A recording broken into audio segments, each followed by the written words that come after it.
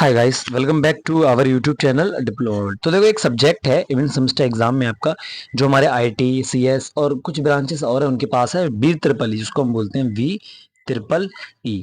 तो ये देखो, ये सब्जेक्ट्स कुछ 2-3 साल पहले ही न्यू 2018 में ये न्यूली ऐड हुआ था। ठीक है, तो तब से ये चला आ रहा है। तो इसमें थोड़ा, इसमें आपका मिक्सअप होता है इलेक्ट्रिकल और इलेक्ट्रॉनिक्स का मिक्सअप, उसको ही हम बी ट्रिपल ई बोलते हैं, जिसका नाम ही है basic of electrical and electronics engineering. तो ये जो पेपर है, इसका आपको आज की इस वीडियो में मॉडल पेपर देखने को मिलेगा। इस मॉडल पेपर से आपको पता चलेगा, आपको अंदाजा लगेगा कि आपके बी ट्रिपल ई के एग्जाम में किस तरीके के क्वेश्चंस पूछे जाते हैं। साथ ही साथ आपको, अगर आप ये पूरा मॉडल पेपर अच्छे से तैयार करके जाओगे तो आपको अंदाजा लगेगा, और आपको यकीनन इस मॉडल पेपर से 30+ मार्क्स का आपको आपके फाइनल एग्जाम में देखने को मिल जाएगा। तो ये मॉडल पेपर बहुत महत्वपूर्ण है, तो वीडियो में अंत तक जरूर बने रहें। वीडियो को आगे बढ़ाने से पहले मेरी सभी यूपीवीटी के जितने भी स्टूडेंट जो हमारे चैनल पर पहली विजिट कर रहे हैं, वो चैनल को सब्सक्राइब करें, वीडियो को लास्ट तक देखना ना भूलें। तो देखो, कैसे क्वेश्चंस आते हैं, इसमें भी 5 आपके क्वेश्चंस होते हैं। हर क्वेश्चन में 3 क्वेश्चन होते हैं, जिसमें से आपको 2 करने होते हैं। एक क्वेश्चन 5 नंबर का होता है। Maximum marks 50 number, minimum 17 number का आपका होता है।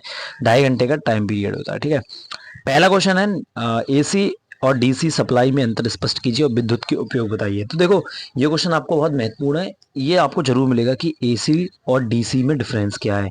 ठीक है, साथ ही साथ ये एसी और डीसी सप्लाई में क्या क्या डिफरेंसेस होते हैं वो आपको बताने हैं।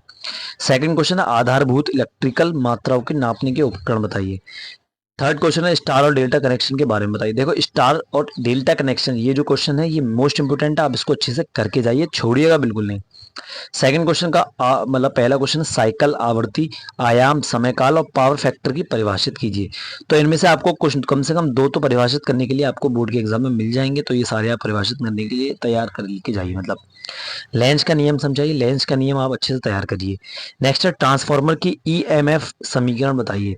ट्रांसफार्मर वाला जो आपका यूनिट है, ठीक है, तो वो यूनिट आपके लिए बहुत महत्वपूर्ण है। अगर आप कम से कम उस यूनिट में से आपको 7 नंबर का आपको आपके एग्जाम में मिलेगा, तो आप ट्रांसफार्मर की यूनिट अच्छे से तैयार करके चाहिए।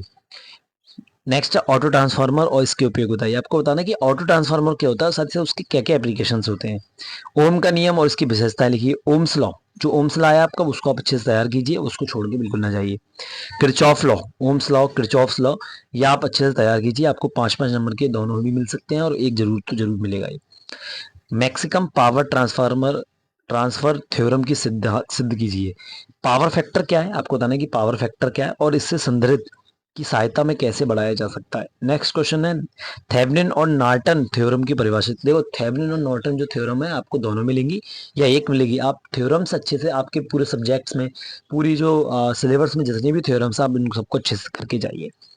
अर्धचालक पी प्रकार और एन प्रकार, आपको पी टाइप्स कंडक्टर और एन टाइप कंडक्टर आपको पता होने चाहिए, सेमी कंडक्टर या कंडक्टर। ठीक है, फील्ड इफेक्ट ट्रांजिस्टर और CMF OS, ये आपको अच्छे से तैयार होकर जाइए आप। ठीक है, तो यही आपका बी ट्रिपल ई का मॉडल पेपर था, आपको जिसको अच्छे से तैयार करना ही पड़ेगा।